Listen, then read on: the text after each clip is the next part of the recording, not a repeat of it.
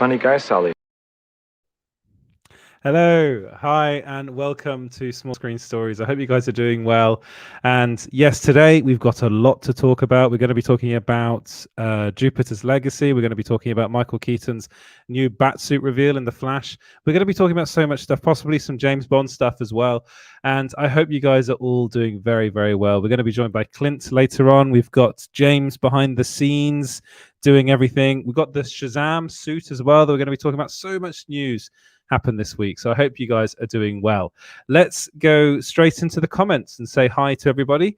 So we have got Kevin Feige, as usual. Of course, it's the real Kevin Feige saying, things that make you go, and then Sean Harrigan.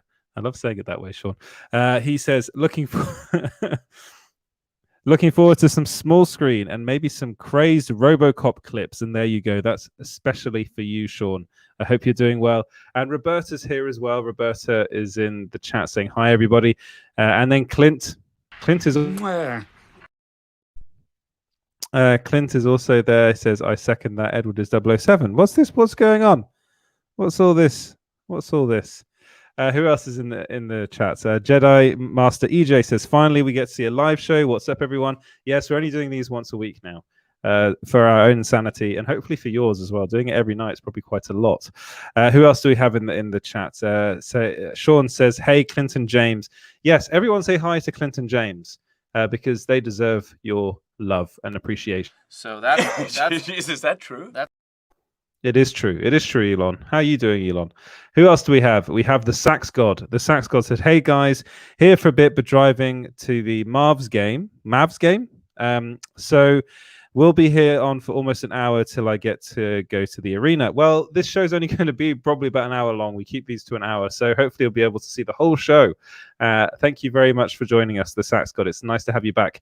Kazax is in the chat and says, cocainum. Is he going to get cocaine? Self-mester.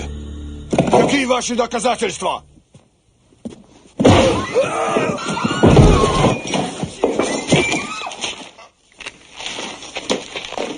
Cocainum.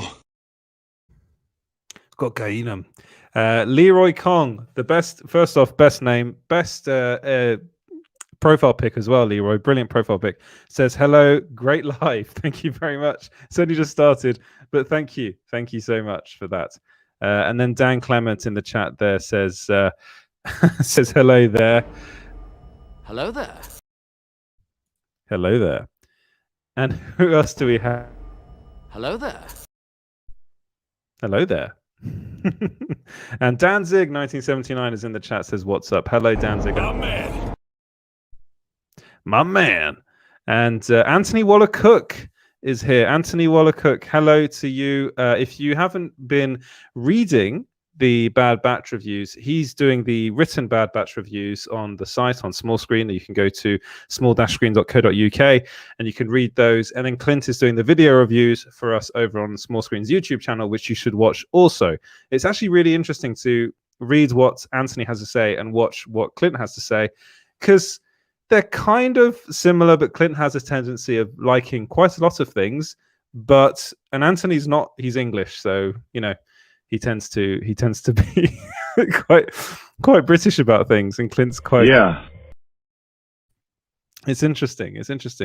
You should go and check both of those out. And By the Beard of Zeus says happy Friday. Yes, happy Friday, everybody. I hope you guys are having a lovely Friday and getting ready for the weekend. Who else do we have in the chat before we bring on Clint into the show? We have By the Beard of Zeus. By the Beard of Zeus again says hi, Clinton James.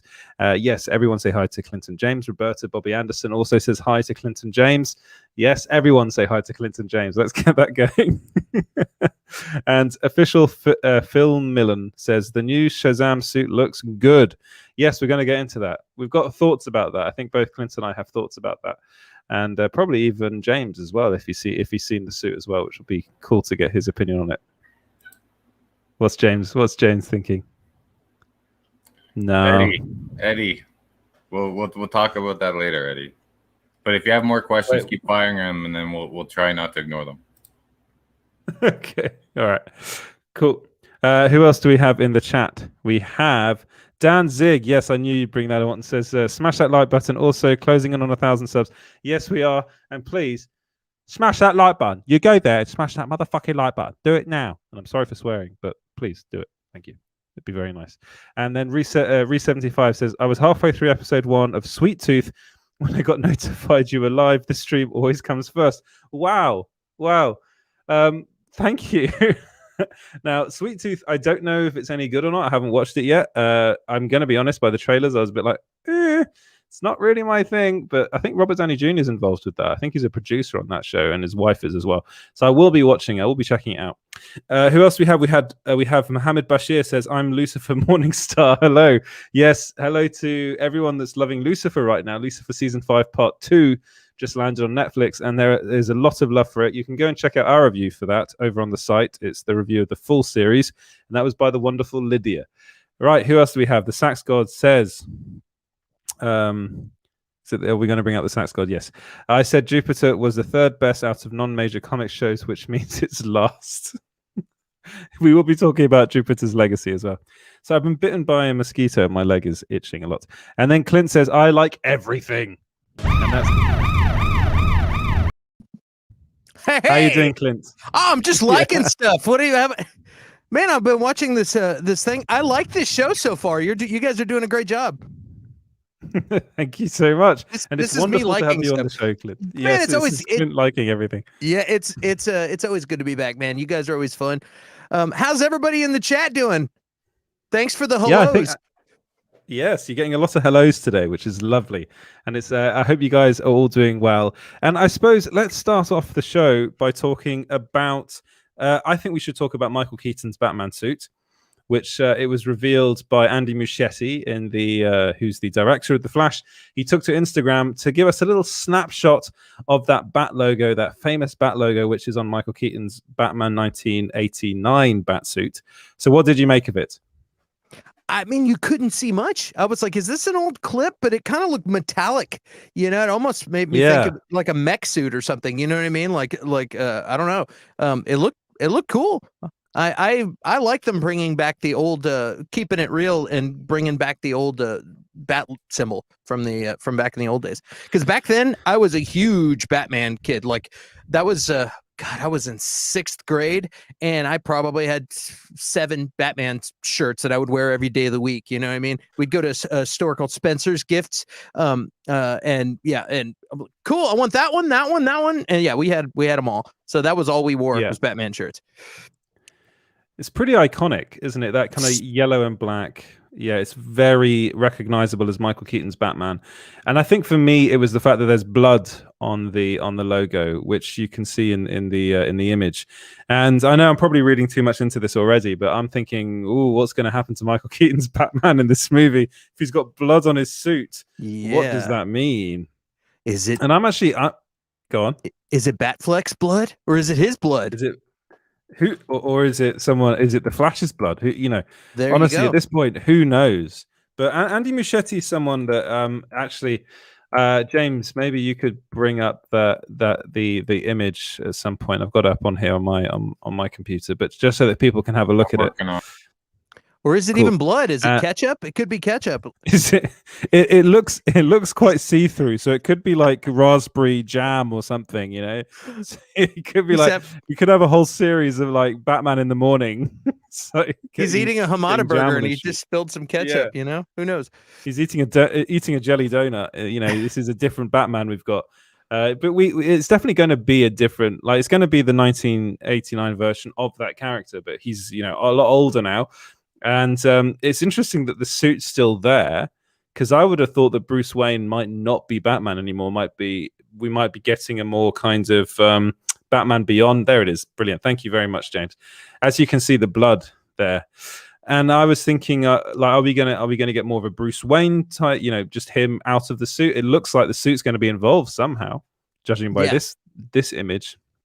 And yeah, it does. It looks very kind of jam donuts, kind of jelly type stuff that he's got there. So maybe that's maybe that was just Andy Muschietti having a little bit of fun and teasing something. Kind of, I was saying, could something like Dangerous be coming up for Batman in this for Michael Keaton's Batman? What do you think? A little bit too much corn syrup, but it's got a little bit of an armored feel, like Kingdom Come. It does, yeah, it does. Yeah. So are you excited for this, Jenny? I'm Clint. Yeah, absolutely, man. Are you kidding? Like I said, I grew up with the '89 Batman. I was all about it, all about the Jack Nicholson Joker, all about that. So to bring that into this universe, I think is super cool. I mean, I couldn't be more stoked. Is he going to stick around and be a mentoring old man Batman? You know what I mean? Who knows? I mean, I don't know. I don't know what they're going to do, but I'm definitely excited. You know me, any kind of DC content, I'm excited about. Yeah, and it's and this is particularly exciting. Yeah. Like for me, I mean, for both of us being massive fans of Michael Keaton's Batman and the Tim Burton movies, just the news that Michael Keaton was going to be coming back to play the role is just, it's like when that first dropped, I was like, oh my, is this real? And then there was that whole period where Michael Keaton was going, oh, you know what, I'm not sure if I'm going to do it now because it's filming in the UK and COVID's really bad over there. And actually, I'm going to be honest with you, like the way things are going in the UK, if I was Michael Keaton, I'd be like, I don't want to be here right now because there's a whole Indian variant now in the UK of COVID and stuff. Yeah, and that, that's getting quite hairy. I heard also Mission Impossible just shut down again. Yes, it did. Yeah. Yeah. I don't know if they were filming over there or not, but yeah, that's crazy. Yeah. I think they are filming over there. Yeah, over there as in England. I don't know. I don't know where they were when they shut down, but I just heard that. So that's crazy. Yeah, I don't know. I've been wondering that too, and I've thought about it, and I wondered if they're playing a switcheroo on us to where they made it sound like maybe. Of course, this is all rumors and hearsay, and there's a lot of rumors about Batman right now, but that maybe. That maybe Ben Affleck was going to be sacrifice himself and this would be his goodbye and then he would be out. But who knows? Maybe Michael Keaton's like, yeah, I don't have time for this. I'll go ahead and jump in just for old time's sake. Maybe he's going to disappear and it's going to be Batfleck sticking around and doing a series or something. I don't know. There's so many rumors and so much rumor mill that there's no telling what's going to happen. We just got to wait and see. This is the thing. I think the first thing we should say is don't believe a lot of stuff that's going around right now especially about the Batman production. I think that's what you were alluding to, Clint. Because let's just say anything that comes from someone that rhymes with schmoon block. I was trying to think of something. Don't believe it. Anything that comes from 4chan, don't believe it. You should have gone Hanson and with Umbop. Block. Yeah. Yeah. So, but son of a bitch. Yeah, there's a lot of people that'll just drop stuff and try and get. They're just trying to get clicks, and that's confusing to everyone. I guess I kind of like it because it makes it more fun when you actually get to the theater and see what really happens. I like supposing what could happen, and it's fun for me. But I definitely wouldn't write about it unless you have a real source. You know what I mean? It's fun to speculate about what will happen. Yeah, and that's what it is. It's pure speculation. And from my end, what I'm thinking is that one of the things that's really going to happen in this film is that actually Michael Keaton's part in it is actually going to be quite a lot bigger than we think. I think he's going to serve as a mentor to Ezra Miller's The Flash. Mainly because it really does seem like Michael Keaton's going to be pretty much on the set the whole time, which was, I think, one of his main reservations. And that was one of the reasons why he was really not keen on going to the UK. And what's happening with the UK at the moment, there's the Indian variant, which is going up and things are starting to open again. A lot more people are getting vaccinated, which is good. But that is a genuine problem. They're keeping a very close set, and I just looked it up. Mission Impossible 7 is filming in the UK, and it was a COVID-19 related case which closed it down. And of course, very famously, that's the production that's really everyone's looking at right now. And it's so much so that when Tom Cruise got angry with crew members, I honestly think rightly so, because it sounds like they were kind of goofing off and not wearing their masks. So that sort of stuff is not really acceptable in an environment, especially if someone like Tom Cruise is around who's so invested in that project. He's a producer on it. He's, I think this movie is like the most expensive movie ever to insure. like on an insurance like level, because it's of course it is. So What? And you close down your production for 2 weeks, and and then have to start everything up again, and then close it down and start. It's so expensive. Like it's just like lighting money on fire. Every time they have to shut it down. And I always thought it was funny that people gave Tom Cruise a hard time about that. Yeah, he was a little bit tough, but I think when you're putting your own money into stuff, you get an excuse to yell at people a little bit, just a little bit. Maybe it wasn't professional, but yeah, but especially when it's a COVID thing, it's like it's a safety thing. It's safety for other people as well. Yeah. But like as far as the Flash is concerned, what I've heard a lot of people being like, we're not that excited for this movie. Honestly, as far as a DC Comics film is concerned, the mere fact that Michael Keaton's in this movie has me so excited to see this film. The fact that Ben Affleck's in this film has me so excited to see this movie. So I think it is my most anticipated film. So I think the Batman might be kind of in the same area for me, because I'm really, really keen to see what Robert Pattinson's Batman's going to do. But yeah, what are you feeling about the Flash? I'm excited. I like the Flash. A lot of people don't. I hear a lot of people say they don't like the comic relief of Ezra Miller. I enjoy it. I think he's great. The only thing I don't particularly love about him is the weird run. I think he runs really weird. He can't run. He just looks weird. It's like a weird, but other than that, I think he's great. You know what I mean? I love that he saved everything on the at the end of Justice League, and I think he's cool. I liked that he didn't know what the hell he was doing, and he's just learning and figuring out how. My feeling towards it is I'm already, to be able to pull what he did, like pull that off the way he did, was truly something spectacular. And he's got an ability to bring in like young kind of unknown actors and get them to work really well with older, more established actors that are around as well. And I think Ezra Miller's Flash is going to be a very interesting lead for this movie, because as you said, it's going to be you were going to see a continuation from what he was like in Zack Snyder's Justice League to what he's like now. And then, incidentally, I think Zack Snyder's Justice League completely changed my opinion on Ezra Miller's The Flash. I still think he's annoying, but I think he's actually really well cast and does a really good job in that film specifically. I think he was dealt a really bad hand with the Justice League, and especially that brunch line, which was just terrible. And the corny lines. You know what I did miss from the Justice League, and I don't know if I've said that on this stream or not, or if I said this on my own channel, but the only thing I did miss from Justice League was Batman grabbing him by the shoulders and telling him to get it together, and just saying, "Look, go in there, rescue one person, get out of there, go in there, get one more." That was the only thing I missed from the Justice League in the Snyder cut. Other than that, and I thought that was good writing and cool, because that's what I would want somebody to tell me if I was panicking. So I actually think that was probably the only decent thing that Joss Whedon brought into that movie. I think it was that line, scene. Call it, Sanchez, or you'll get a knuckle supper. Also, Aquaman leaning against the lasso, where he just starts rambling off the truth. That was kind of funny too. That's the only two things, guys. Relax. You're fired.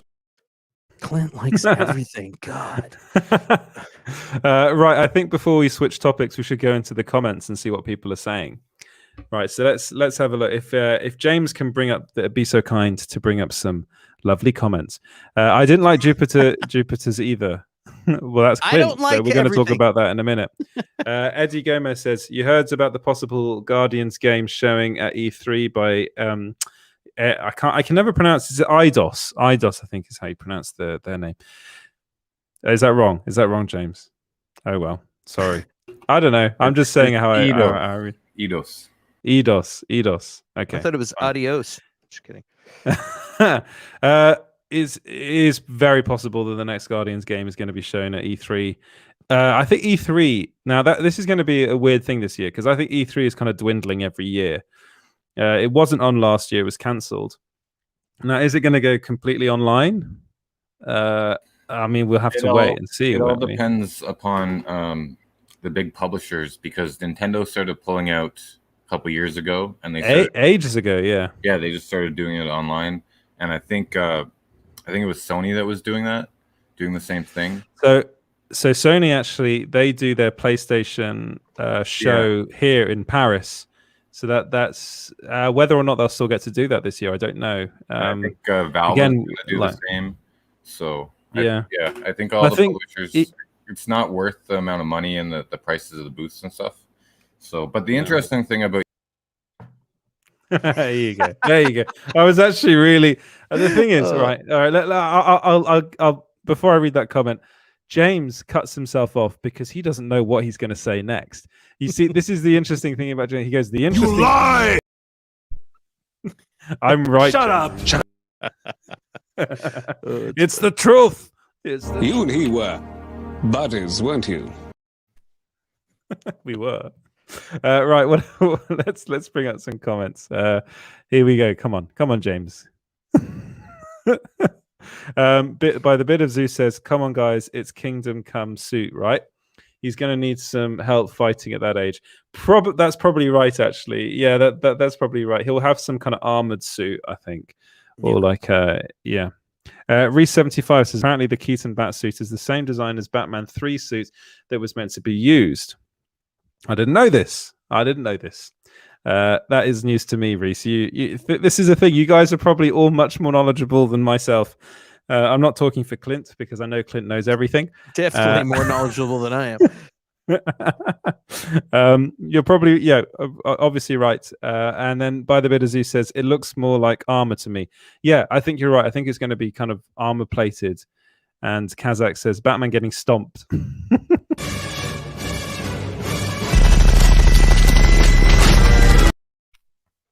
Is Batman going to get gunned? That's the question. They did that in one of the shows. It was like Batgirl or was it Titans? No, it wasn't Titans. It was one where he had a robot, like a mechanical suit because he was old. Anybody remember that? Know what I'm talking about? That wasn't that Batman. That was the Infinite Crisis on the CW. That's what it was. Yes. When it was Kevin Conroy playing Batman, and then he had it was kind of like the Kingdom Come suit, which is based off Mark Waid. Because he didn't know who else it was based off. That's why. Alex Ross, you smart ass. And that's kind of what I thought this suit was going to be, something like that. Yeah. And then Sax God says, "Sorry, hit a bump." But you shouldn't be driving and watching at the same time. Just catch it on the replay, Sax God. It's dangerous. It jumps out of the phone holder. Yeah. Anyone that wears a mask and a lot of effects on his voice is lying. Oh, I think we know who we're talking about now. No comment. Apparently, the Batman news came from We Got This Covered from Reddit. So there you go. No, it didn't. No, it didn't. That's what they said on another famous show that's popular on YouTube. But it came from somebody else that sounds like the Hanson song. Schmoonbop. Official Filmerlin. The Flash 2022 is my most anticipated movie since Michael Keaton and Ben Affleck are in it. Yes, I think it's a good reason to be excited for that movie, definitely. And then the Sax God says the way Grant Gustin runs is even weirder than when it's slowed down. Yeah, I mean, to be honest, I don't think anyone's really done it quite right. Maybe they'll do it right in this movie. Hopefully, I hope so. I like the Flash, the series, a lot, but I do think that CGI wise, it's really lacking, and that the way he runs in it is pretty weird as well. I'm going to be honest. It's not easy to fake that, and you want to make it dramatic and cool. So you're like, I don't know. It's just weird. Maybe make it like Tron. Maybe make it more like Tron, like just have the line, the red line behind or something. I don't know. It's weird. By the bit, as he says, Joss neutered Batman in that version. It can't be forgiven. Okay, so people are going against you now, Clint. I didn't say anything about that. I didn't say I liked the. It was just that lie. It was just that part, which actually made Batman look tougher because he's like, "Look, I know how to kick ass and save people. This is how you do it, kid." And he told him how to do it. That's basically what exactly boils down to. You're right. Yeah. You are right. Yes. Raj says the save one is just okay. I could live without it. Well, you did in Zack Snyder's Justice League, so it wasn't in there. Instead, you had Batman going to an alien gun and killing people, which was. Oh wait, no, was that in That was in Justice League, wasn't it? Yeah, but what you did have, I'm getting mixed up now. What you did have is you had the Flash running around inside, outside, not really doing anything, not really helping anybody, and I was like, give him the speech so he can help. Come on, let's do this. And he wasn't. He would just like run outside. He wasn't doing anything on that scene, if you remember. But I remember that, yeah. But as far as good storytelling, that's a good way to paint the picture that he doesn't know how to save people yet, and he's just figuring it out. He's bumbling around like a non-hero, who got talked into joining this team and doesn't know what to do yet. So I mean, it is good storytelling. It's just a different way of telling the story. Instead, they chose to say, "Hey, I don't know how to do this," and they're like, "Let me explain it for you." You know what I mean? And the other way, they had you see it happen because they wanted it to be 4 hours. Yeah, but he didn't get talked into joining the team. He's like, okay, I'll join. I don't have any friends. Yeah. Either way, he has no dude has no friends because he runs funny. Right. So who else do we have in the comments? I am so disappointed on the cancellation of Jupiter's Legacy, which brings us nicely into our next topic, which is Jupiter's Legacy, surprise, surprise, has been cancelled. Now, the way they did this, the way they framed it was kind of like Jupiter's Legacy, the actors of Jupiter's Legacy have been released from their contracts, which effectively means Jupiter Legacy Season 2 is not happening. But what they are doing is starting work on a new show. Well, actually, they already started on another show called Super Crooks, which is more from the villain's point of view. It's another... it's based on another comic, another Mark Millar comic. So it's another one of those properties that was involved in that Millar World deal, where Netflix bought the rights to Mark Millar's a bunch of his comics, so his IP, and Super Crooks is one of them. So what they're going to do is they're going to continue on in this universe. So they're basically canceling something and then saying, actually, we got a spin-off that's going to do well, hopefully. And another thing about Jupiter's Legacy that you probably know about, I think you know about this, Clint, it reportedly cost Netflix $200 million. I didn't know that. What do you make of that? Or I forgot. That's a lot of money. That's a bunch of money, and you didn't see that in the wig and beards. I'm just saying, wasn't spent on wigs and beards. I'll tell you that. You did see it on some of the stuff was really cool. Some of it was kind of corny, and don't bullshit me. I think that show could have been really cool if they. I said it before. If they hadn't spent so much time on the origin of the thing and just gotten into the present a little bit more, I think it could have been a lot cooler. But again, I think they didn't know if they were going to have 2 seasons to do it, so they were just trying to tell a whole bunch of story. I don't know. I think they dropped the ball. It could have been cool, and it wasn't as cool as I would have liked. But there's a lot of people out there that disagree with me. There is so much wrong with this show. And I'm going to be completely honest. So I've watched the whole thing now. Okay, it's terrible, Clint. It's terrible. The show is terrible. Now I'm going to say what you probably don't want to say. And you can really, really tell that this show lost a showrunner halfway through making it. Stephen Estonite, I think that's how you say his name. He left as the showrunner halfway through, which is one of the reasons why they ended up spending so much money on this show, is because they just went and redid the whole thing. And they report like he wasn't happy with. I think he wanted to do what you wanted, what you said the show should have done.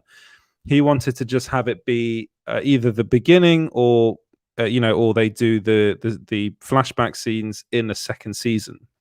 Mm-hmm. And kind of explain how they got the powers, which is actually how it was done in the comics. Yes, in the comics it kind of goes back, and it's just, you can tell watching it and seeing this, you can tell that they knew this show wasn't going to get a second season, which is why they just put it all in there. And all those bad wig and beard scenes, they are literally, Danzig says, spits out coffee, Jupiter's Legacy costs how much? Yes, it costs Netflix 200 million. Not many movies cost that much, like barely any cost that much. And Leroy Kong says Netflix are wasting their money. I'm going to be honest, now I'm thinking on this Millar World stuff, I think they are. I think they're really wasting their money on this.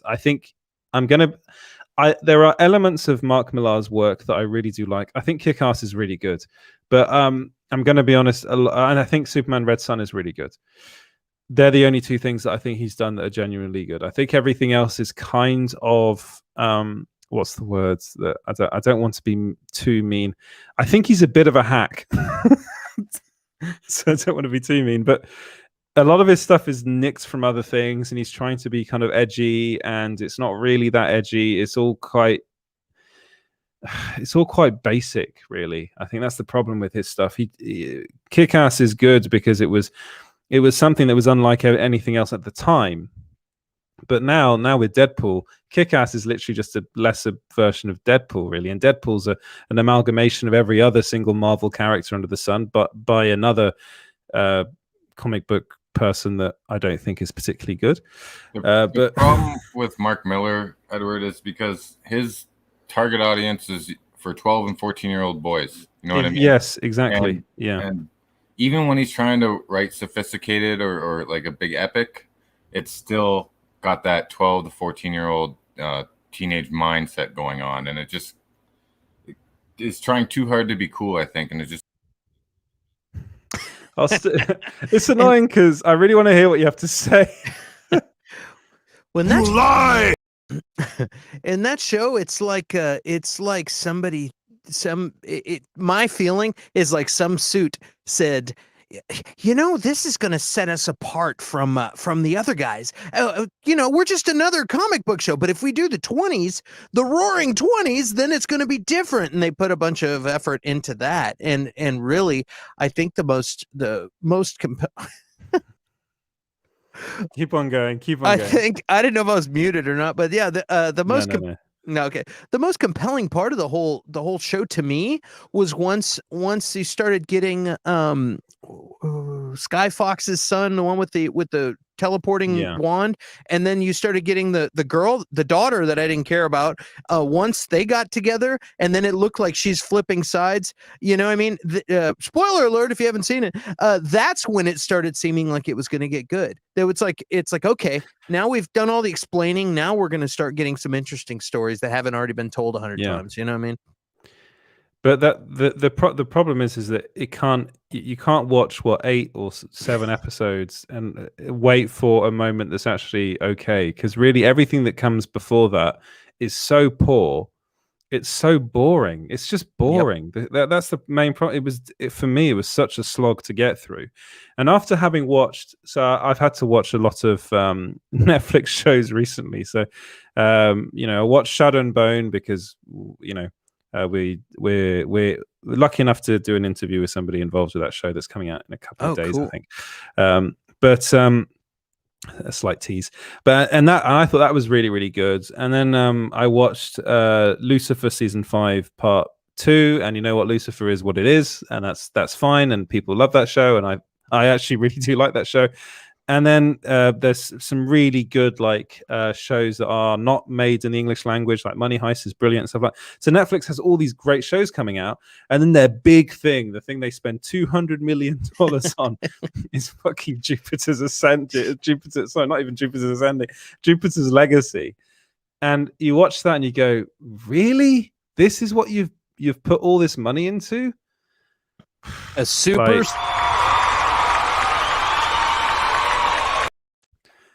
That's my first one. Yeah, it was a super soap opera. It was Jupiter's Landing. It was a super soap opera, and I don't know. It's a little bit embarrassing that you don't hook the viewers in by like the third episode. Yeah. You know what I mean? If it's a familiar property, then you know you got till maybe the third. If it's something completely different and new, you need to give me a reason after the first episode to come back. You know what I mean? But if it's something that I know the reference material, maybe I'll give it to the third. But this was like you said, you're at the end of the series. You're like, it never got good. I thought for sure it was going to hit me with the 1-2 combo. I'm sure it was coming. It never came. And no. And it sucks because it could have been decent, I think, if they'd have done it right. But maybe they needed to spend $200 million more to get it to where it needed to be. Avatar money. Yeah. And guys, listen carefully to what Clint is saying, because remember, Clint likes everything, and he's really struggling with this show. But the good thing is he doesn't have to bother with it anymore because season 2 is not happening. Will you be watching Super Crooks? Absolutely. First night I'll be watching. I'll anything that comes out, if I can, I watch it immediately. Any Marvel, DC film, any Star Wars anything. I'm the first showing in town. I'm there and I see it in the theater. And if we're closed down, I watch it at home immediately.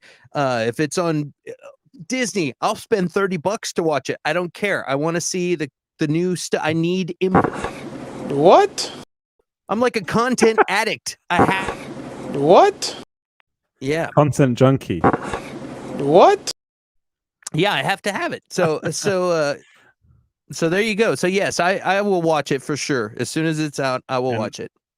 It's been announced that there's going to be like a first look or premiere at the Annecy Festival in France, which is a weird place to honestly.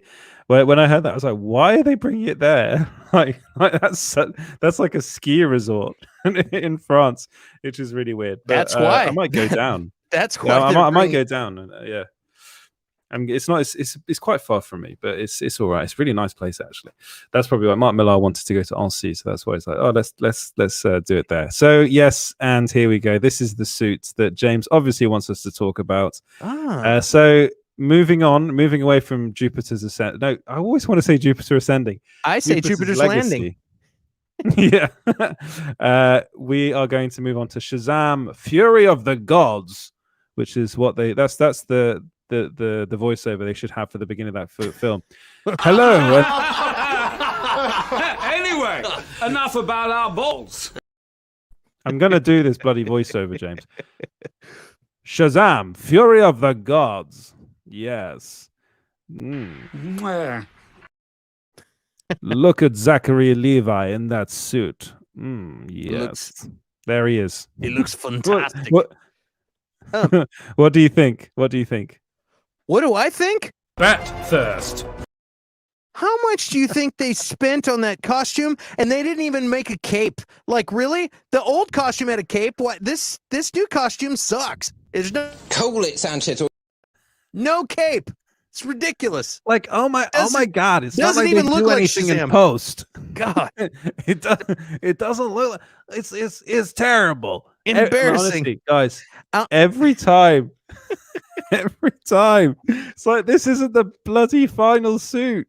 Yeah, It's dudes. like, Come on. There's also what I'm going to say is he looks more buff this time around than he did in the first film.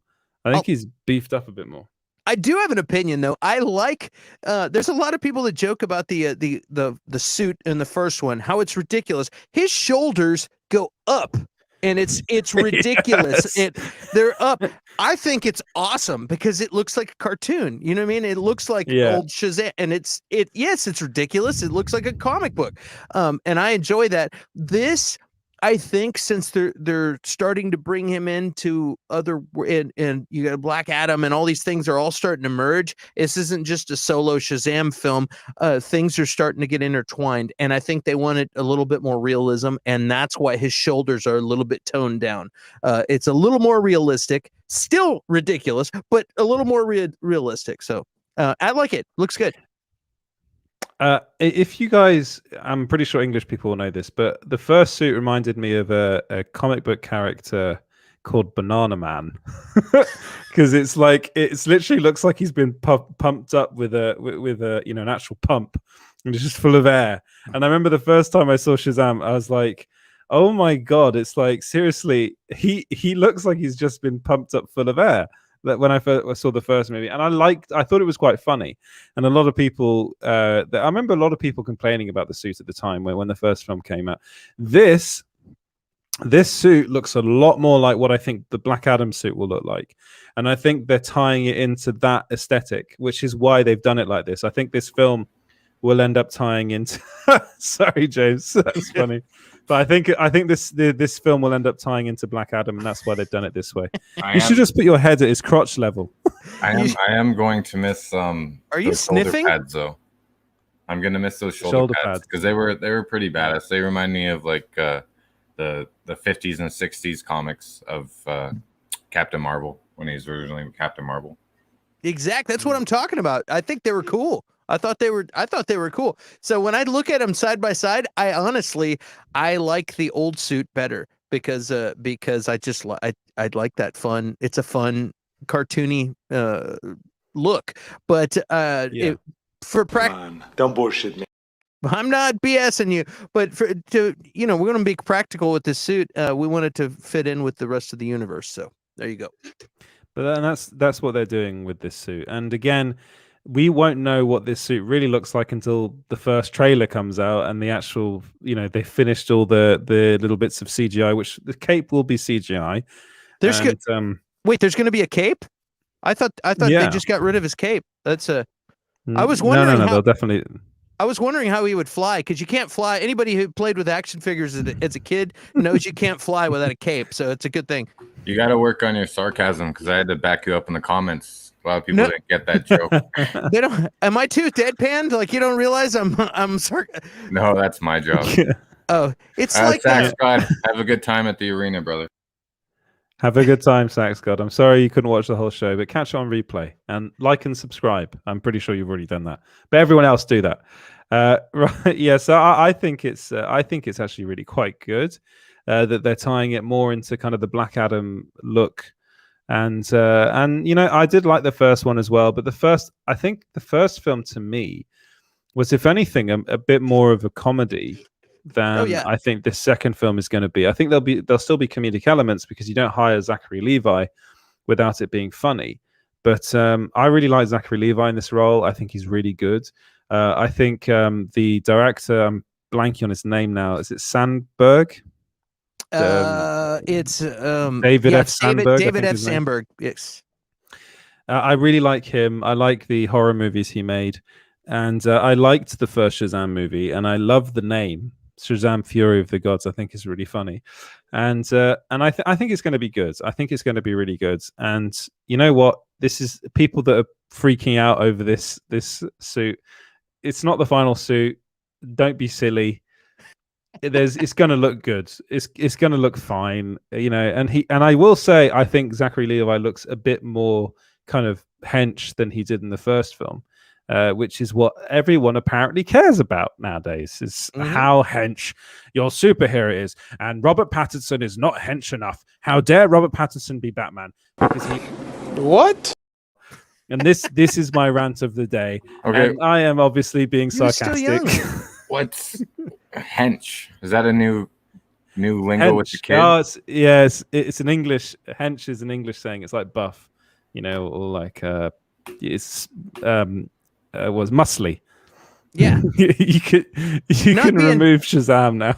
Not being hench is totes cringe, okay? Totes cringe. Yeah. Not being how dare they cast a non-buff man to play Batman? Seriously, how dare they? Michael Keaton. Wow, I don't know what just happened. Oh, that's perfect. This is great. Before we get into that, should we look at the comments, James, see what people are saying, and then we'll get into what I think will be the final topic of this show. Here we go. The cape will be CGI. Leroy agrees with us. Yes, Leroy, you are right. The cape for this scene is probably CGI, and we'll do a cape flap. Yes, like Superman's cape. Superman's cape is CGI, guys. Like, he's not actually going around wearing a cape. Guys, that was sarcasm. That was sarcasm. There's a lot of people, though.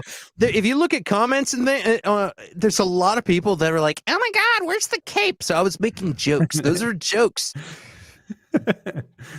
Raj says, I'm just glad I'm not the only one who didn't get the cape hate sarcasm. Yeah, apparently, really.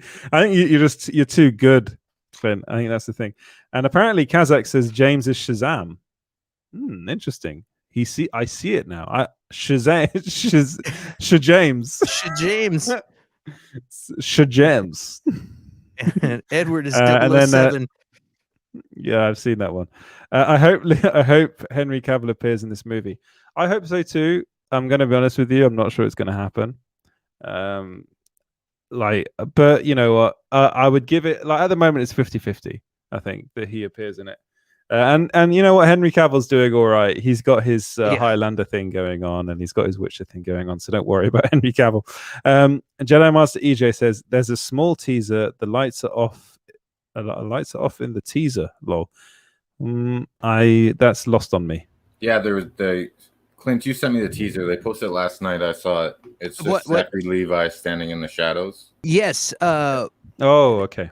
Yeah, if you go to Pony Smasher, that's David F. Sandberg's YouTube channel. Yes. There's like a 13-second, maybe 17-second little clip that shows the suit, and it's pretty cool. I don't remember if there was a cape, so I don't know if you guys want to go or not. But it's pretty cool. There probably was a cape, but it's a short thing. I can't believe that's what a lot of people have really been annoyed about is the cape. It's like. I don't like it. I mean, I like the old one. The old one has a cape, you know? The buckles are right there. You know they're going to CG them on. Yeah. He's not just going to have buckles and no cape. Come on. Hey, Clint, how was the stream today? Man, we talked about a cape for 40 minutes. It was awesome. I know. Reese75 says the way Shazam is standing, I think a cape will be CGI and do a cape flap. Yes. But that's obvious. I think James is doing a bit now, putting the cape comments up there. He's doing CGI cape.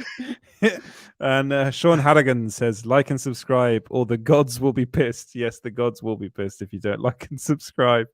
Right. Yeah, I think the Pony Smasher video is entitled "Have Your Cape and Eat It Too." That was speaking of okay, so here we go. By the Beard of Zeus. Speaking of bananas, wasn't Edward previously employed at a place called Banana Slings? If that's a bit, that one's not funny. I put that up because I knew he wasn't gonna get it. So. What is that? Male stripper club. Oh boy. Okay. Well, I didn't get that. Sorry. No, it wasn't. I was. I wouldn't make much money doing that anyway. If you've actually seen someone that would is Chris Hemsworth. Chris Hemsworth. If you've seen the picture of him, oh Christ, hench. He looks like a cartoon. He looks hench. He looks like a cartoon character. It's insane how he looks. And Danzig 1979 says Henry Cavill's had his cape CGI for a man. Exactly, and I also think every other one as well.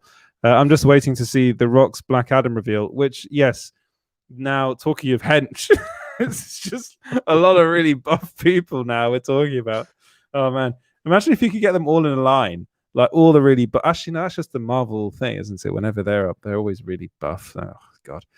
Honestly, it's getting so stupid now. These people, actually, the only one I would say should look that way is Thor, because he's literally a god. But the other ones, I think, is a bit much. Things will never be the same because the hierarchy of power in the DC universe is about to change. It's like, fuck it, you know? I mean... Oh, boy. Oh, boy. Shall we go on to the next topic of the day and the final topic? And Beardazu says, James has a point. Keaton was a small man. Yes, he was. And he did really well. He was a great Batman. And Leroy Kong says he had a cape in the shadows. So apparently, yes, he did have a cape in that reveal. And no cape for you, get over it, says Kazakhs. Lol, there is no cape. This cape thing's gone on for long enough now. Restore the cape verse. Oh, boy. Edward's thong was CG. What the fuck? Oh, that's good. Oh boy. Hey, Clint. The cape is Clint, the JK. Cape is joking. Right, let's move on. Put that cookie down. So there's going to be a remake of Cape Fear. Just kidding. Okay. No. There isn't going to be. Oh, that's why people are saying that I'm going to be James Bond, because I put James Bond next to my name. I completely forgot about that.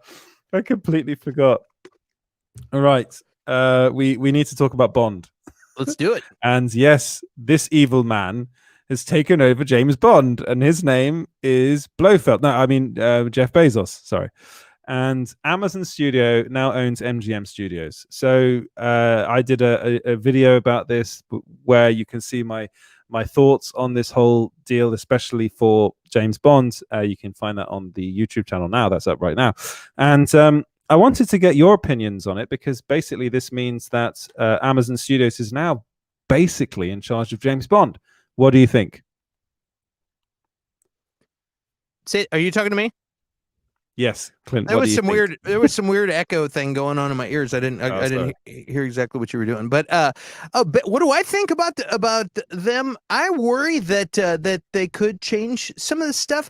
But on the other hand, if you look at how crazy Amazon's things are, like for instance, The Boys, you know what I mean? They have no problem being vulgar and crazy. So I don't know that they're really gonna change too much. But like when you get down in 2021, James Bond is a kind of a chauvinist-esque guy, even though some might look at it as chivalrous, you know what I mean? And then it's also there's a comedic part of it, because sometimes the girls will turn around, the ladies, female, whatever, will turn around and get one up on him, and he's the butt of the joke. So they kind of do it in good fun. It's not to be an actual chauvinist, you know what I mean?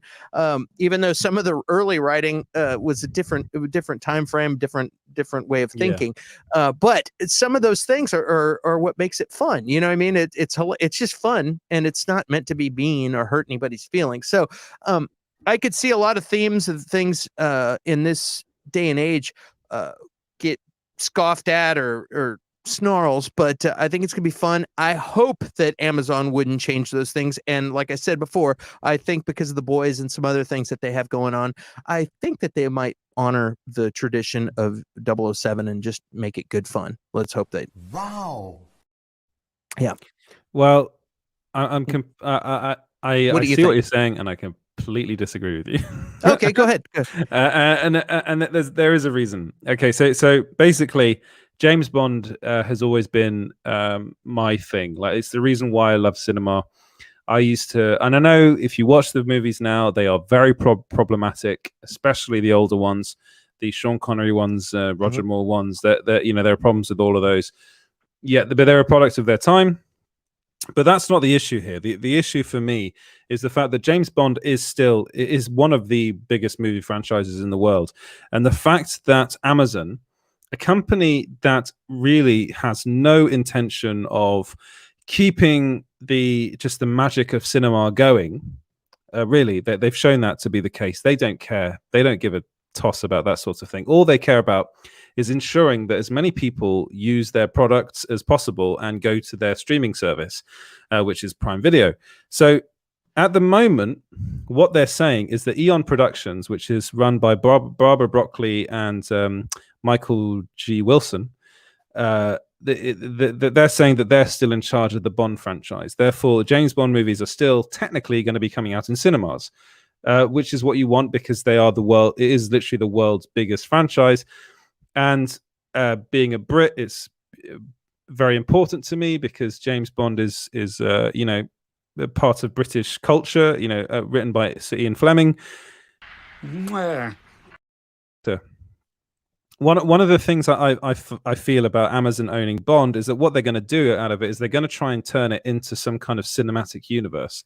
So they're going to make as many spin-offs and as many TV shows out of this thing as they possibly can do, which is fine if you do it properly. Now, the way you do it properly is by going, okay, we're going to start doing 007 movies, and we're going to have, say, Lashana Lynch be in those films and have her be a female spy, but it not be James Bond, but it be a female version of that, but be different to that and be adjacent, and just have those movies come out every other year, and then a Bond movie come out the year when those films don't come out, and let everything come out on in cinemas and not immediately to streaming. What I think is going to happen is they're going to do a young James Bond series. They're going to do some sort of other spin-off series. They're going to do a load of spin-off movies with all different characters and going to try and make this their Marvel Cinematic Universe. And I don't want that. I don't want that from Bond. And I don't want seeing people in the comments saying a Sean Bean 006 spin-off.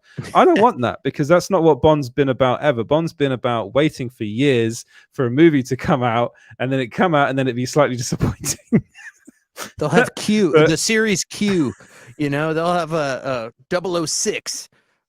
Yeah, and they'll probably do that sort of thing as well. And the main problem that I have is that what they're really going to do is they're going to shorten the cinematic release of these movies and put it onto Prime Video as fast as they can, because that's where they want people to go. They don't care about how much money they make from a cinematic release, because if anything, the pandemic has shown us that actually cinemas are probably all going to go bust in the next few years. I hope not, but that it's looking more and more like that might happen, which is a problem, because I love going to the cinema. And also, I'm very worried that they might end up casting the complete wrong person in the role of Bond. I know it sounds bad, but I do not want an American to play Bond. Yeah, and I know. I mean, it's the character. He's British. He should be British, or he can be Australian or from New Zealand. That's fine. But like, I just.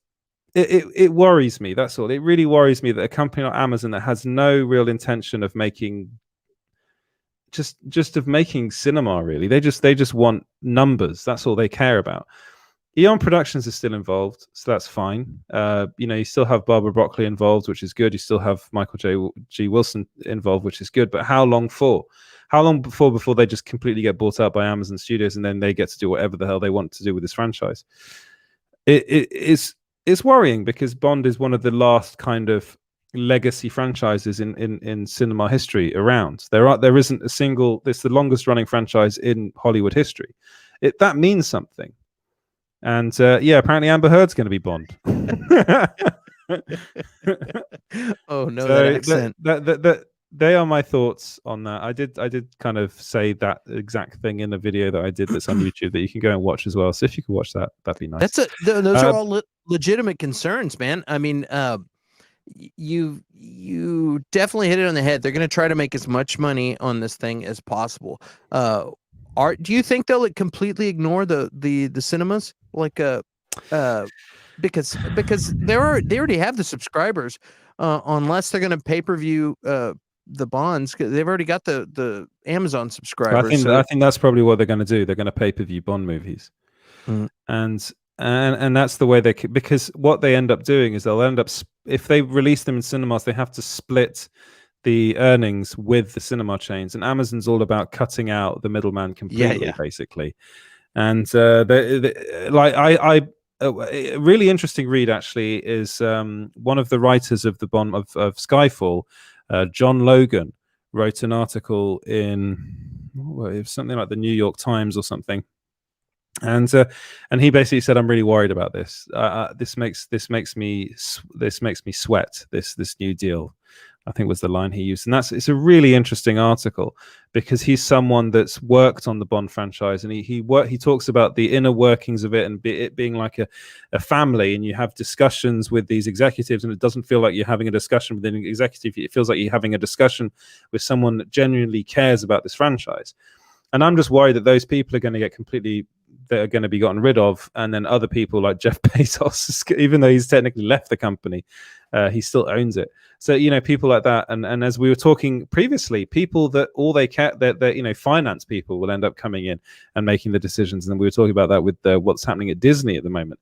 And focus groups, you get focus groups in there. We've noticed from our research that they prefer when the blah blah blah. Yeah, that's a thing.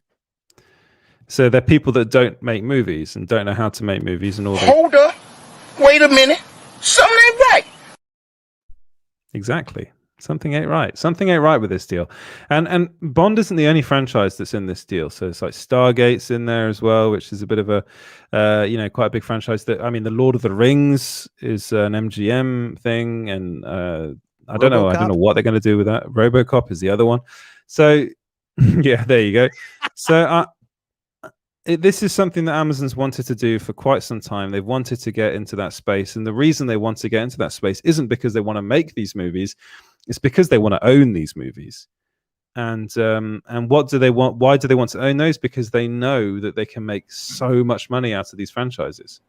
Do you think they're gonna do a remakes of The Good, the Bad, and the Ugly? Because they own all that now too. They own all. Probably. They'll do. They've got more money than anyone else in the world, so they can do whatever the hell they want. But you can't remake Sergio Leone's spaghetti westerns, and you can't get Ennio Morricone to. There you go. Yeah, I was waiting for that. But he's right. You can't. But they'll try, and they'll do it. Anything that they can see, like they'll be like, oh, this could make us a quick buck. If we put this on Prime Video and be like, you have to pay to rent it or whatever, and then you will never actually own it because anything you purchase from Amazon Prime Video, you don't actually own. It's just. Isn't Creed owned by them? Oh, that it might be actually. Yeah, I think. Yes, it is. I think. Yeah. Yeah. Yeah. It is. Yeah, because they own all the Rockies. So. Yeah. Yeah, they own. Yep. And then I mean. Yeah, they do. And then notes. He's got his notes. James Bond, Hobbit, Creed, RoboCop, Silence of the Lambs, Magnificent Seven, Stargate, Vikings, Fargo, Handmaiden's Tale, Unscripted or The Voice, Survivor, Shark Tank, Real Housewives of Beverly Hills, and The Hills. And there's much more. They can do whatever the hell they want to do with those reality TV shows. I don't care about that. What I care about is what they're doing with the cinema, with the movie franchises that. And prestige films as well that they now own. It's like anyone else, I would have been like, okay. Like I was really hoping that Apple would do something with MGM because in a weird way, I think even though they probably don't, I was like, I kind of feel a bit safer with them because they'd probably just be like, just do what you were doing before, and we'll bankroll you. Really? You think I don't know. so? Like none of their content has really hit the mark. At least Amazon's content gets press. I mean, look how they handled The Boys, and a couple of their movies have done well. Like I understand the trepidation between Amazon buying MGM and owning all these rights, but they actually have the money. And again, we're going into a new stage of content, right? It's the digital versus theaters. And I think they do a better job than Apple for sure. Apple's like just the brand new baby in the film industry, right? And TVs. You think Bezos is like it is? Yeah. You think Bezos is like, hey, I'm gonna go ahead and step down. Y'all handle this. I'm bored with this. This is my new hobby, and I'm gonna play with the movies. You know what I mean? Like and he doesn't have the money to get the right talent and stuff too behind it. Yeah. Right? So it could be good. But it's more. Go on, Clint. Sorry. I was just gonna say if it comes down to ego, it's like, okay, I'll pay this much. You know what I mean? And he can afford it. So. Yeah, and the fact is that I don't know, they have more resources and they have more experience in this than Apple does right now, right? So all right. Yeah. The only thing I think is that the problem I have is they could dilute the Bond franchise, right? Kind of like what Disney did with the new Star Wars trilogy and then the solo films. But maybe they'll look at other companies and see where they failed on that, and then they'll go back to. Don't worry, I'm not going to cut myself off until I'm done. They'll go back to. They'll see what everyone else has made mistakes, and they'll try and steer it in the right direction, you know. And if the Broccolis are still in charge, Bond wasn't doing so well at MGM, you know, and there was a lot of headbutting between the directors, the creatives in it between them and Broccoli and the MGM studios, right? So maybe Amazon can iron that out, and we can get some good Bond films, like some better Bond films. Well, I think. What I'll say is I actually think Skyfall is one of the best Bond movies ever made, and that was made in that time. Yep. And yeah, I get what you say. I think towards so many production troubles though, right? There's so many production troubles, and the wait in between the movies is absolutely insane. And then now with the pandemic, it's added a couple more. There you go. But he's right. No, he is right in that sense. It's like that there could be good out of this, and I think the main thing to me is that Amazon has money, and one of the big problems with Bond at MGM was that they just didn't have the money to bankroll this franchise, which it does need quite a bit of money behind it. The only thing is my worry is that what are Amazon's why what is their goal? What's their motive? What's their end game here? What's their motive to wanting to own the Bond? Yes, to win. They want to be the best, the number one. They want to kick everyone's butt. This is the streaming war. Streaming wars. Like right now, all these people are buying up properties and going crazy to be the best and be the biggest, and they want to be the biggest and best. They've already proven that with their track record. They're the biggest company in the world, the biggest, richest company in the world. So what I hope is that in the effort to make everyone else look bad and make themselves look like the greatest, hopefully they make some really, really impressive overpriced movies that they just like really do some cool Bond stuff with that. I mean, having too much money to make a Bond film is not a bad thing. Unless maybe. It's not. And didn't you think like the last half of Skyfall was basically Bond and Home Alone mixed together? Yeah, I loved that. It was great though. I loved everything about that. And the last Bond film was terrible. Spectre was bad. A Quantum of Solace was bad. Casino Royale was good. So it's like every other Bond movie that they've been making has been good, and then the other one has been terrible. But it's like that they also had a really bad time through the writer's strike, especially with Quantum of Solace. That really was affected by the writer's strike. So, I mean, I completely understand why people are saying, "Oh, this could be a good thing." There you go. That's MGM trying to make a Bond movie. I love that. But I worry more about Bond as a cinematic entity, like being released in cinemas, because Amazon just does not care about that part of the industry. They don't care about that. That's not what they're all about. And the only reason they've been releasing some of their movies in cinemas is because you have to in order to get them even into awards seasons and the Oscars, is you have to have them released in cinemas, which is why they release like Manchester by the Sea in cinemas and Patterson in cinemas. But since then, James, I will tell you, they haven't made a good movie since Patterson. Like, honestly, Amazon Studio movies have been dire. They have been terrible. And this is supposedly from the company with all the money in the world. Now, their series, they've had a couple of good ones. The Boys is good.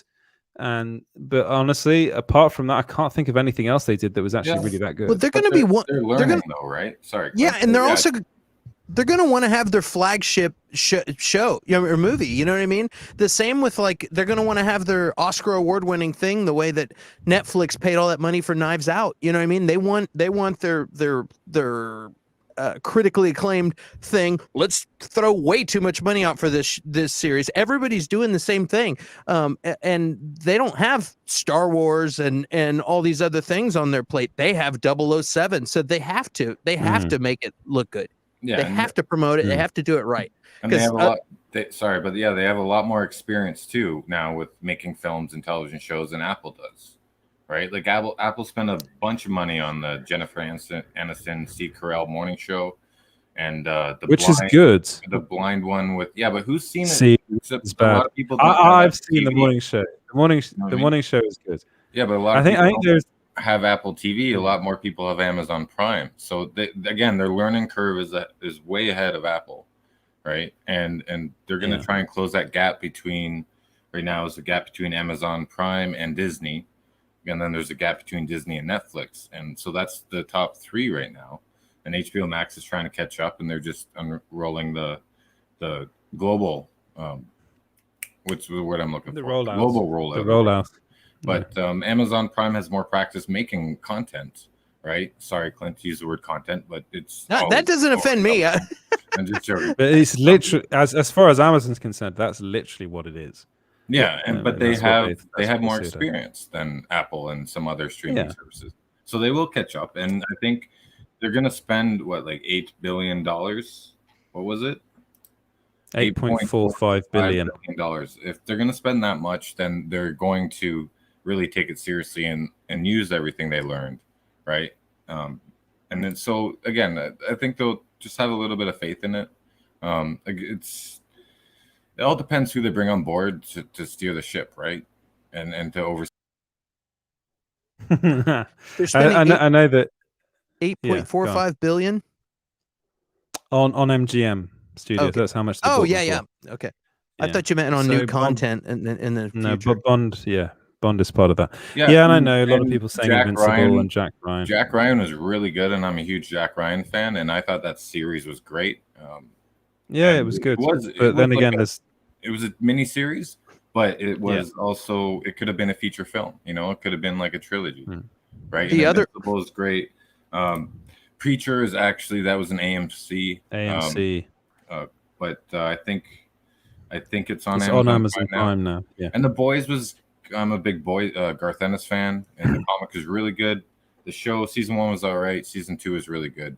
They're learning as they go, and they're getting better, So. And the Tick is really good, but the Tick was actually cancelled. So unfortunately, the Tick was really good, but it wasn't at its full potential. It was good, but there was some things that you could tell was missing from it. So, and poor Ben Edlund, man, like he can't get a break with his character. I mean, I suppose I'm just trepidatious about cinemas and the fact that the world's biggest, longest running movie franchise is now owned by the evil people at Amazon, because they are evil. Amazon is evil. No Remorse. Did you see that? Without Remorse. Yeah. Oh, without remorse. Without Remorse. I thought that was terrible. I had remorse after I watched it. I had a lot of remorse. It was very meh.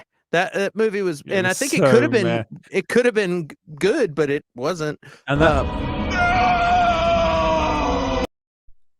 that movie literally wins the award for there's another show that does and the game is on. And where the game is on awards, where it's like the ends of it is really teeing up a sequel, and the ends of that movie is so like, we're gonna have a sequel. Like they should have just said that at the end. I was like, oh no. I love Michael B. Jordan, but God, he was good. He was the best thing about that film. Yeah, the movie wasn't, but yeah, he should have just looked at the camera and just like, we're gonna have a sequel. I suppose DC Talk with Extended says, "What's up, everybody? Hi, welcome to the show. We're about to wrap up, I think, but hello there." And yes, Kazakh says, "Without Remorse looked like a Bourne wannabe. Didn't watch it. It really was a Bourne wannabe. It was kind of like, it was even more than a Bourne. It was like a pre-Bourne kind of film, like what Bourne would have probably been doing before the Bourne Identity."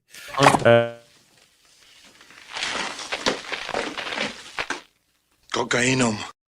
Unborn, like not yet conceived, kind of a film. The unborn identity, born no identity. That's the whole thing about that. Speaking Sean of Harrigan says, I never know whether I can talk over that clip. I don't either. I was going to say, speaking of Michael B. Jordan, Jonathan Majors, who is in Lovecraft Country, just got is in talks to be in Creed 3, from what I understand. That's going to be awesome if he gets into that. That's such good casting. He's also going to be Kang in Ant-Man. Yeah, that's what I heard. I think James is probably going to be really pumped up about that one. He probably knows more about Kang the Conqueror than I do.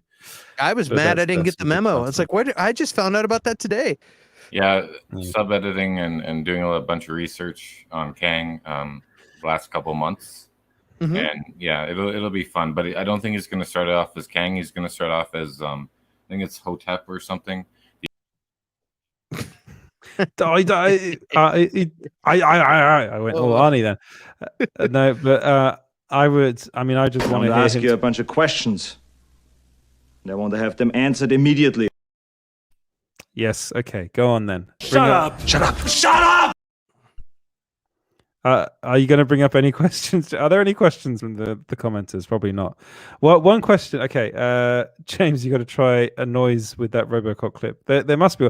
Maybe you can add some Arnie noises over there.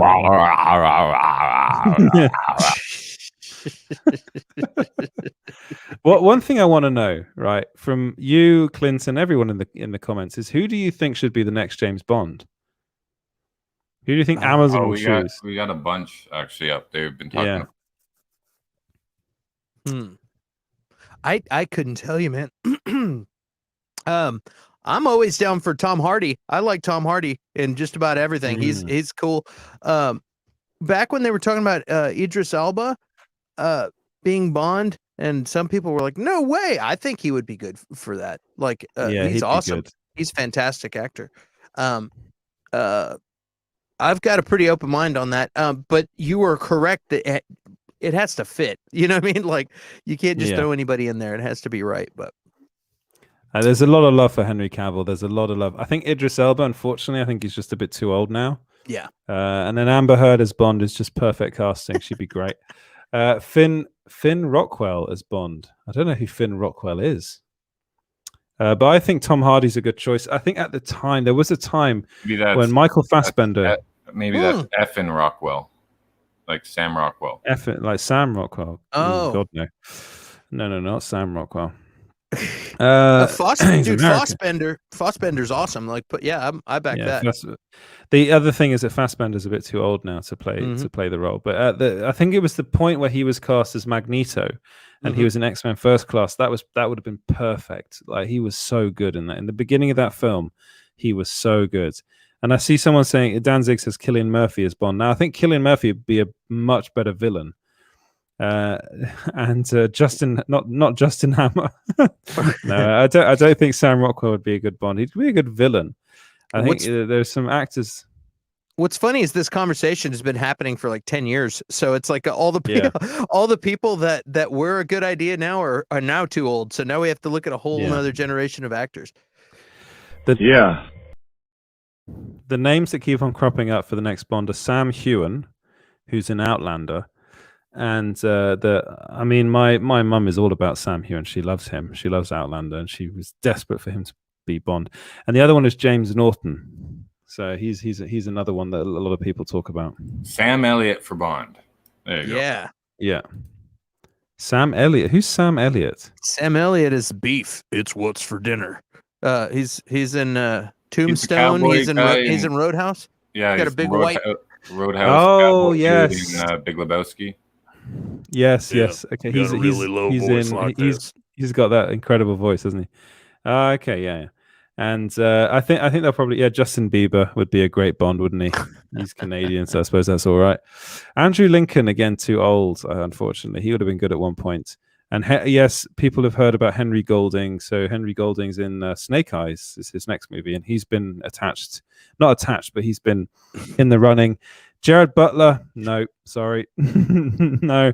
Another name. Well, if the world's gonna blow up, Jared Butler would be pretty good for that. Yeah. Jared Butler. Tom Holland for Bond. Oh dear. There you go. Definitely not. For the junior Bond. Yeah. Only on Amazon Prime.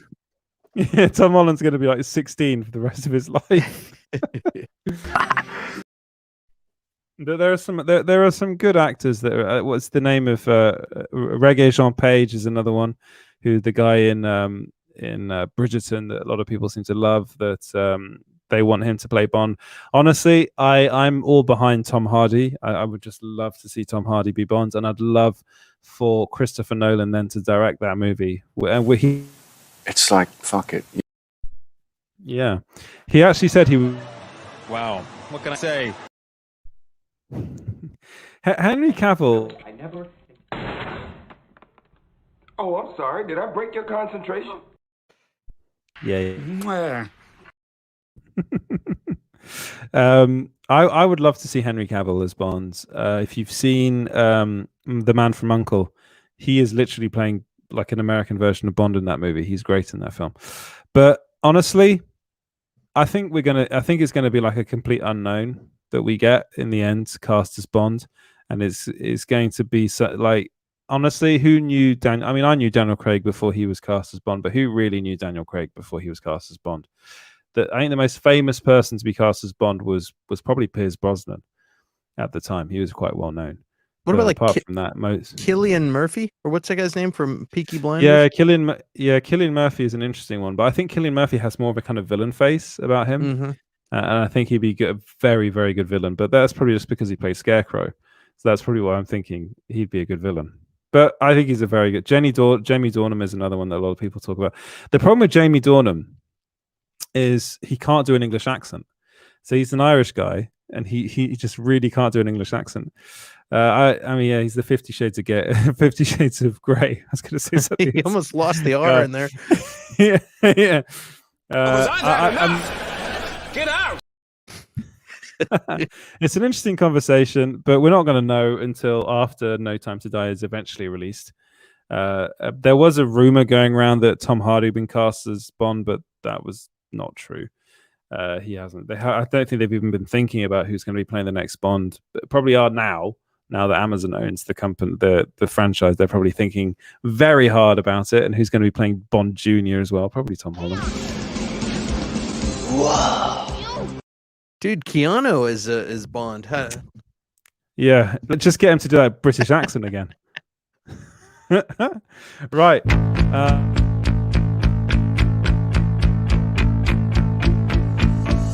Flash! Savior of the universe! And on that note, I think what we're going to do is going to wrap it up here because that's everything. That's all the news. Did we talk about throw the bomb out? What didn't we talk about?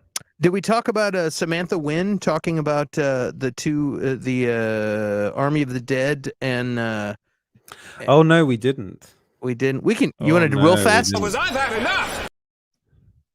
Go on, real fast. Real fast. I'll summarize. We noticed an article that talked about Samantha Wynn, Canadian actress who is in Army of the Dead, also played an Amazon warrior in Justice League named Yubuya. I can't even pronounce that.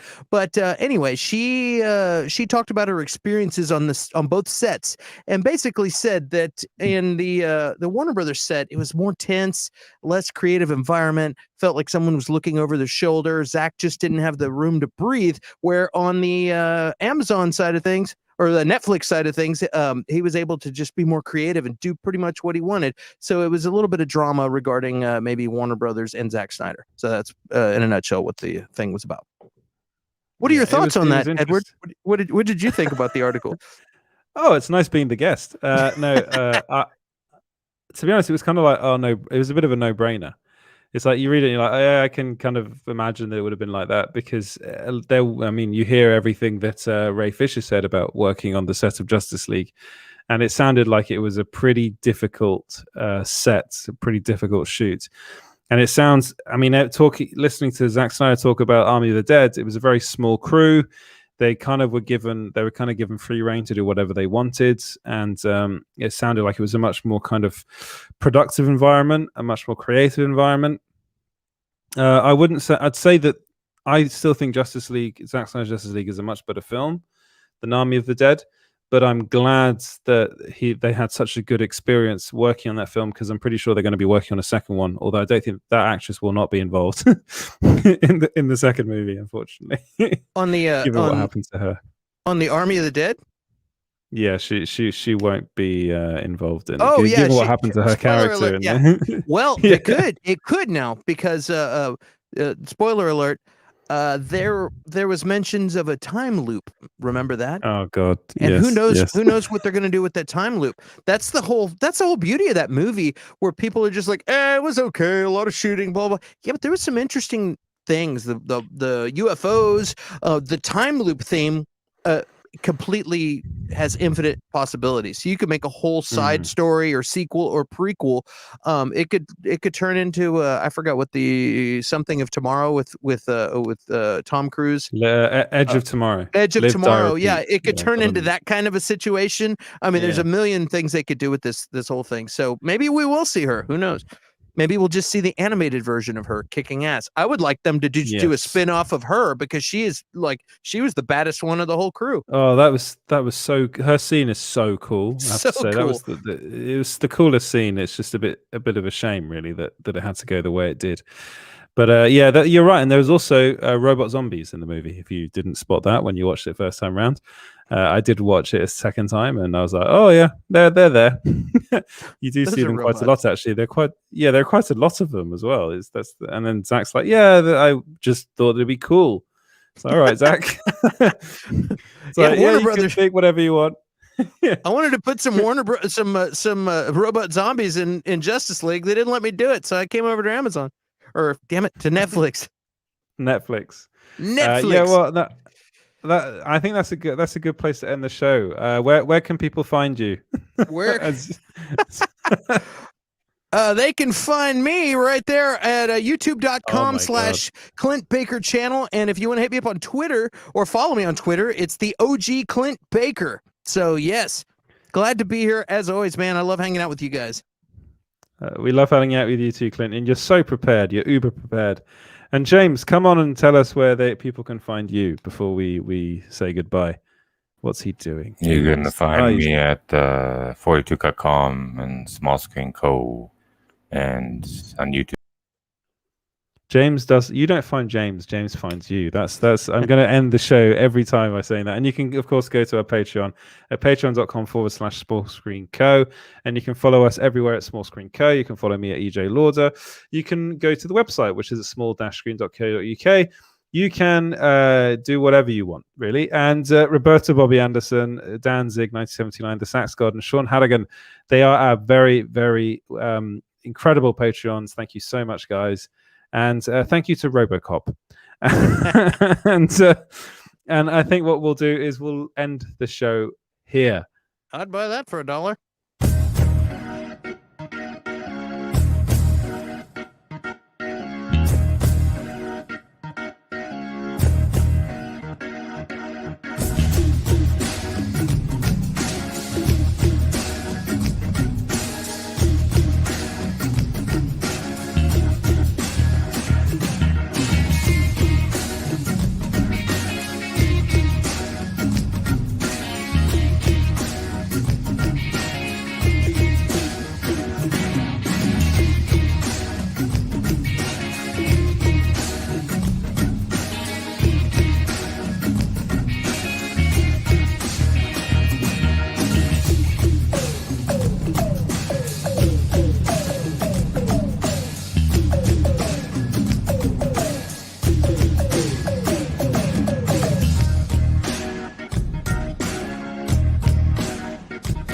Bat Thirst.